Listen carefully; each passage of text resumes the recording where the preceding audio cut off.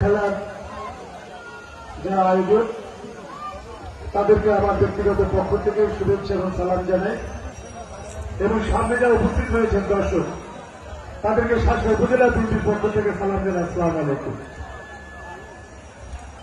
আমাদের মাঝে উপস্থিত হয়েছেন আমাদের ইতিমধ্যে পরিচয় দিয়ে দিয়েছেন আমাদের সেক্টর, আমি আর বলবো না। আমি অনেকদিন পর এই হাডুডু খেলা দেখলাম। এই হাডুডু খেলা হচ্ছে আমাদের জাতীয় খেলা।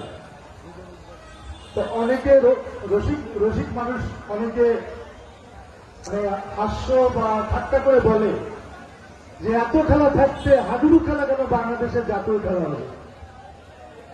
তা আমরা অনেকে ইয়ার্কির ছলে বলি যে হাডুডু খেলা হচ্ছে বাংলাদেশের মানুষের সাথে মিল আছে তাই খেলা, যে আমাদের সমাজে যারা একটু উপরে উঠতে চায় আমরা তাদেরকে টেনে নিচে নামানোর জন্য চেষ্টা করি। এই জন্য আমরা ঠাট্টার ছলে বলে হাডুডু খেলা হয়েছে আমাদের জাতীয় খেলা।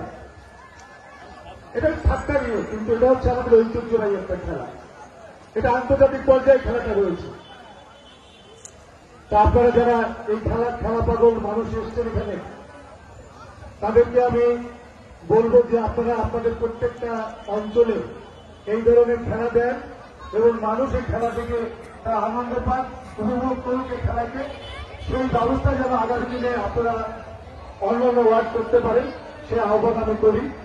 সাথে সাথে যে ফাইনাল খেলা হচ্ছে এখন, এই ফাইনাল খেলা যারা খেলবে তারা সবাই নিজের ভাই মনে করে খেলা করবে, যেন এই খেলায় কেউ তার এই খেলার মধ্য দিয়ে কেউ অসুস্থ না হয়ে পড়ে।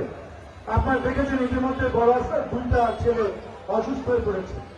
তা আমরা খেলা করব এটা মানবিকভাবে বন্ধু হিসাবে। আমরা সবাই এখানে এসেছি, সবাই আমাদের এলাকার ভাই বোন ভাইরা। আমরা খেলা করব তখন খুব ঠান্ডা মাথায় খেলা করবো, কারণ ক্ষতি করে না, এটা যেন সকলের মাথায় থাকে। আরেকটি জিনিস যে আজকের খেলা কিন্তু হচ্ছে কোকো সিটি হাডুডু খেলা। কোকো হচ্ছে আমাদের জনাব তারেক রহমানের ছোট ভাই, আমাদের শহীদ রাষ্ট্রপতি জিয়াউর রহমানের ছোট সন্তান, আমাদের জনাব তারেক রহমানের ছোট ভাই এবং আমাদের বেগম খালেদা জিয়ার ছোট সন্তান। তা আপনারা সকলে তার জন্য দোয়া করবেন যেন আল্লাহ তাকে ব্যস্ত নতুন করুন। আর সাথে সাথে আপনাদের সকলকে আহ্বান করবো আগামী নির্বাচনে।